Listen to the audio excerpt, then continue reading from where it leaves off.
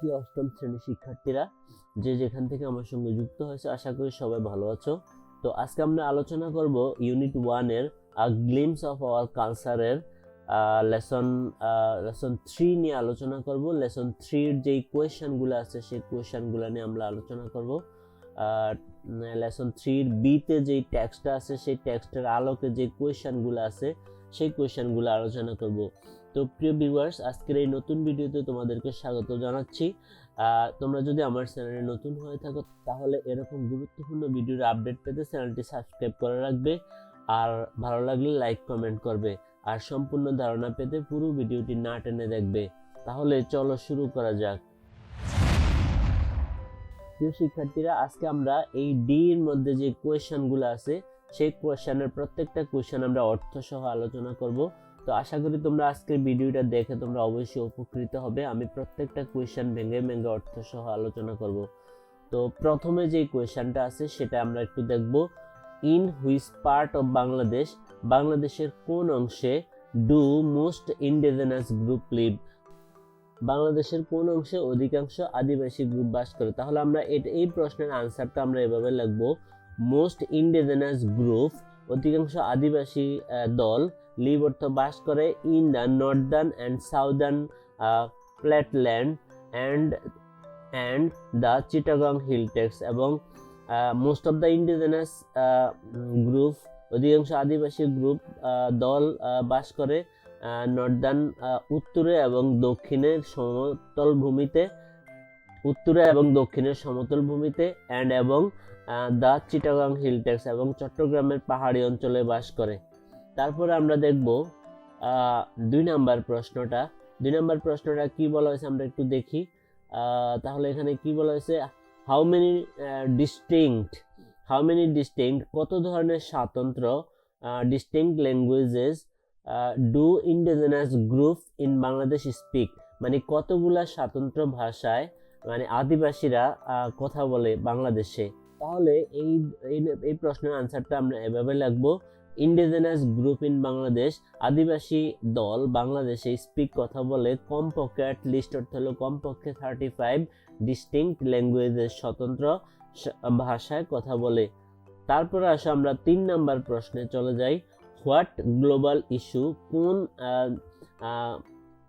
পার্থিব বিষয়টি is related সম্পর্কিত টু দ্য ডিক্লাইন মানে অনীহার প্রতি অফ ইন্ডিজিনাস ল্যাঙ্গুয়েজেস, আদিবাসী ভাষাকে অনীহা করা, আদিবাসী ভাষাকে উপেক্ষা করার পেছনে কোন গ্লোবাল বিষয়টা, ইস্যু মানে বিষয়টা সম্পর্কিত। তাহলে আনসারটা তোমরা এভাবে লিখবা।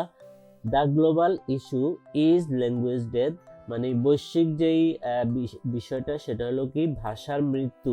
হোয়ার, যেখানে মেনি ইন্ডিজিনাস ল্যাঙ্গুয়েজেস অনেক আদিবাসীয় ভাষা আর বিকামিং এক্সটিংক্ট মানে বিলুপ্ত হয়ে যাচ্ছে। এক্সটিংক্ট অর্থ হলো বিলুপ্ত হওয়া। তারপরে আমরা দেখব 4 নম্বর প্রশ্নটা।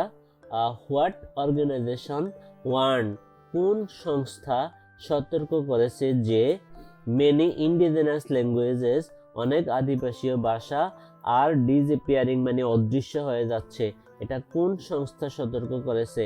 তাহলে আমরা আনসারটা লিখবো, আমরা যেটা টেক্সটের মধ্যে পড়েছিলাম দা ইউএন মানে ইউনাইটেড নেশন, জাতিসংঘ ওয়ার্নস অর্থ সতর্ক করছে যে মেনি ইন্ডিজিনাস ল্যাঙ্গুয়েজেস অনেক আদিবাসীয় ভাষা আর ডিসঅ্যাপিয়ারিং মানে অদৃশ্য হয়ে যাচ্ছে।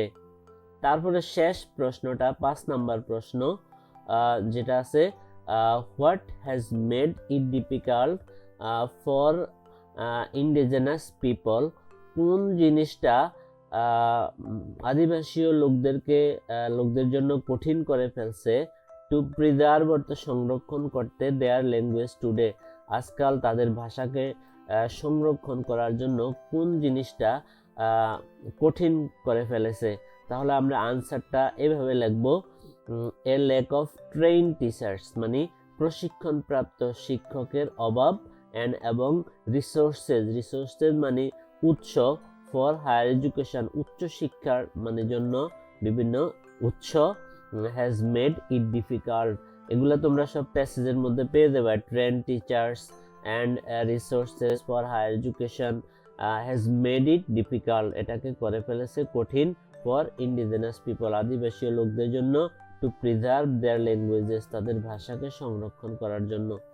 তো প্রিয় শিক্ষার্থীরা, এই ছিল আমাদের আজকের যেই লেসন 3-র যে আওয়ার ইথনিক পিপল সেটার যে টেক্সটটা আছে সেই টেক্সটের যে কোয়েশ্চেনগুলো আছে সেই কোয়েশ্চেনগুলোর আনসার। তো প্রিয় শিক্ষার্থীরা, আশা করি পুরো ভিডিওটি তোমরা বুঝতে পেরেছো। আজকের ভিডিও এ পর্যন্তই। আশা করি ভিডিওটি তোমাদের ভালো লেগেছে। ভিডিওটি ভালো লাগলে লাইক কমেন্ট করতে অবশ্যই ভুলবে না। তো আমরা পরবর্তীতে যে ভিডিও নিয়ে আসবো সেটা হলো লেসন 4-এর বাংলাদেশি কুইজিন, বাংলাদেশি রন্ধন প্রণালী নিয়ে যতটুকু সম্ভব আমি আলোচনা করব পরবর্তী ভিডিওতে। তোমাদের পরবর্তী ভিডিও দেখার জন্য আমন্ত্রণ রইল। তো আজকের মতো এতটুকুই। সবাই ভালো থাকো। আল্লাহ হাফেজ।